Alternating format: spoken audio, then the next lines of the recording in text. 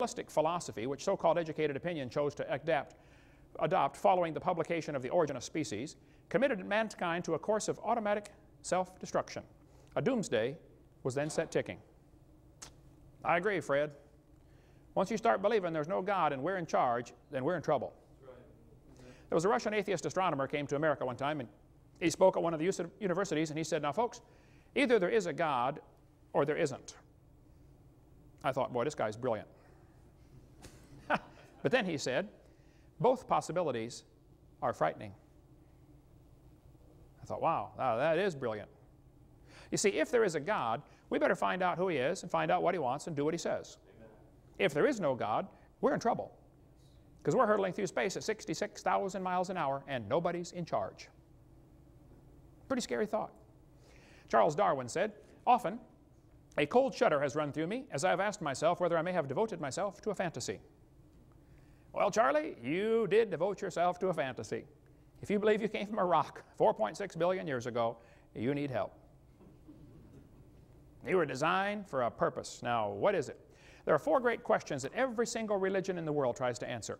Even atheism, which is a religion, you have to believe there is no God. There's no way to know that. The 4 great questions every religion tries to answer. Who am I? Where did I come from? Why am I here? And where am I going when I die? The way you answer these questions depends upon how you view the world. There are basically only 2 ways to look at this world. One view says, you know, there's incredible design. There must be a designer. That's the creationist worldview. Other people look at the world and say, you know, nobody made it. It just made itself. They don't believe God created the heaven and the earth. They think a big bang made this world from nothing. That's called the humanist worldview. It just made itself. The first plank in the Humanist Manifesto in 1933 was the universe is self-created, self-existing, and not created. That's the first thing they have to agree to be a humanist. There's now been Humanist Manifesto 2 in 1973 and Humanist Manifesto 3 in the year 2000. They have to declare what they believe. Humanism is a religion. You have to believe there is no God. So why is this theory dangerous? Evolution, I am convinced after studying this now for 30-some years, evolution is absolutely the foundation for communism, Marxism, Nazism, socialism, racism. We'll get into some more of that in a minute. Number one, I think evolution is dangerous because it's bad science based on lies. There is no scientific evidence to back up this evolution theory. We've been offering $250,000 for a long time at our ministry for somebody who could give us some real scientific evidence for evolution. It is funny, brother, to see the people try to turn stuff in. One guy said, I've got proof for evolution. I said, really, what do you have? He said, well, I'm working in the laboratory right now, and we have developed soybean plants that are resistant to frost.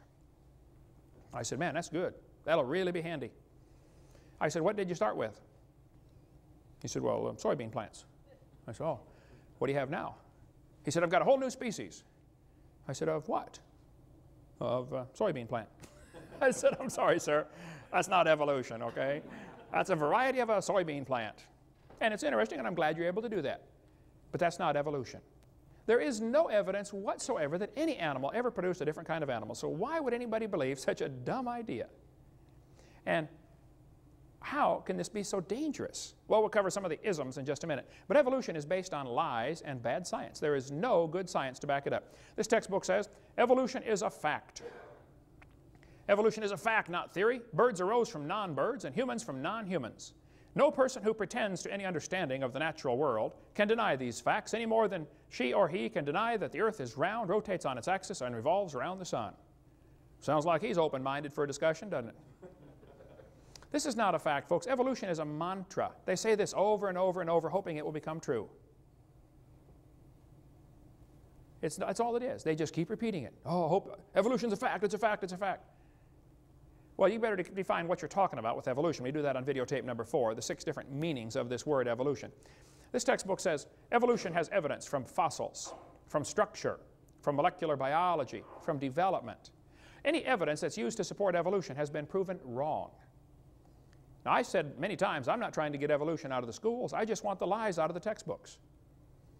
We almost got a bill passed in Arkansas a couple of years ago, and I went up to Arkansas and testified before the Senate, before the House of Representatives committee that was looking at this bill, HB 2548, I believe it was. And the bill simply said, Arkansas will not use tax dollars to purchase materials if they contain knowingly fraudulent information. We're not going to buy books that have lies in them. And it gave a few examples, like some of the examples I gave in my seminar. If it says the embryo has gill slits, we're not going to buy it. I stood up and testified for 45 minutes before this committee. After I got done, the ACLU lady, woman I mean, she got up and she said, folks, this is obviously an anti-evolution bill. One of the representatives said, ma'am, evolution is not mentioned in this bill. All this bill says is we're not going to buy books if they have lies in them, and these things are lies, so we're not going to buy that book. How can you say this is an anti-evolution bill? And she said, everything mentioned in this bill is used to support the evolution theory. And the guy said, well, ma'am, is it true that these things mentioned here are false? She said, well, yes, but obviously this is an anti-evolution bill. She knew full well. If you took all the lies out of the textbooks, there would be nothing left to support the evolution theory. I was in a debate one time at University of West Florida.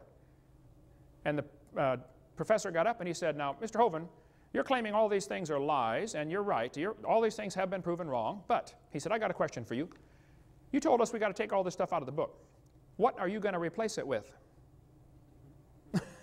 I said, folks, what he's trying to not say is, we want the kids to believe in evolution. We have to give them some evidence, and all we have are these lies, and you want to take these out of the book, so you better find some more evidence for my theory. I said, sir, if you don't have any evidence for your theory, I'm sorry. Maybe you ought to consider getting a new theory. I could suggest one for you, if you'd like. He did not like. He don't want to hear about it, okay? All they have to support their theory are things that have been proven wrong many, many years ago. Here's some of the lies we covered in the first how many hours of this seminar so far. I'll just review them very, very quickly. The Colorado River was not formed slowly. The Grand Canyon did not slowly form by the Colorado River running through it.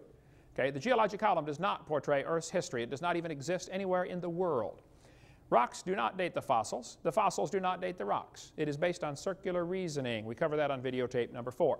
There are no index fossils. There's no such thing as an index fossil. The layers are not different ages. Petrified trees connecting them all prove the layers all formed at the same time. We cover that on video number 4. Plants and animals are not related to each other. They have the same designer, but not the same uncle and grandpa. Change in species is not the real meaning of the word evolution. That's not really what they mean. There's a whole lot more to that. We covered that on video 4. Natural selection does not cause any evolution. Natural selection selects. It doesn't create a thing. We believe in natural selection. The peppered moth story never happened. It's a lie. Comparative anatomy does not prove common ancestry. We covered that on videotape number 4. Humans never have any gill slits. It's a human at conception. It's not a fish or an amphibian or anything else. An abortion is murder, plain and simple. Okay? The appendix is not vestigial. You do need your appendix. The whale does not have a vestigial pelvis. That is a lie. The human tailbone is not vestigial. If you think it is, I'll pay to have yours removed. Dinosaurs did not live millions of years ago. Man did not evolve from animals or cavemen. The Big Bang is a big dud. It didn't happen. The horse series in your textbooks is a lie, proven wrong 50 years ago. Life cannot evolve from non-living matter like the textbook says. The law does not ban teaching creation science like some people want you to think. It's perfectly fine to teach creation science in the public schools. We'll get into more of that later. Smaller is not simpler.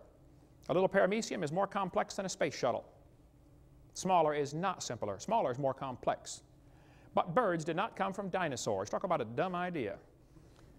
The eye did not arise by slow changes over billions of years. The first bird did not hatch from a reptile egg, like Goldschmidt said. The trees of life in the textbooks are pure imagination. They didn't happen, folks. They drew it on paper, and that's as far as it goes. It didn't happen in reality. DNA does not prove evolution. It proves creation. It proves a designer. Fossils do not provide any evidence for evolution. Fossils don't count at all. You find a bone in the dirt, you can't prove that bone had any kids, let alone kids that lived, and certainly not kids that were different than the grandparents. Fossils simply are a dead-end street. They don't count for evolution. The Earth is not billions of years old, and the Earth was never a hot molten mass. The Pangea theory that's taught in your books never existed. They say, all the continents used to fit together. I get that all the time. Oh, do you think all the continents used to fit together? Used to touch each other? I said, well, they still are. Just the low places are full of water. I mean, the continents are still connected, you know. What do you mean, did they? Hello. They still are. Animals and plants are designed, not adapted to their environments. There are no simple living organisms. Life did not arise 3.5 billion years ago like the textbook says. The sun did not form before the earth like the textbook says. Scientists have not made life in the laboratory. Snakes do not have vestigial legs. The earth never had an oxygen-free atmosphere, like the textbook says. No animal is related to any other kind of animal. DNA is more than just chemicals. It carries information. Mutations do not improve the species. Similar bone structure does not prove a common ancestor. It proves a common designer. Amino acids do not prove relationships. Humans are not related to chimps. Darwin did not prove evolution. Textbooks do not teach kids to think critically. They teach them to not think at all. Arranging animals on paper does not prove a thing. Archaeopteryx is not part reptile. It's 100% bird.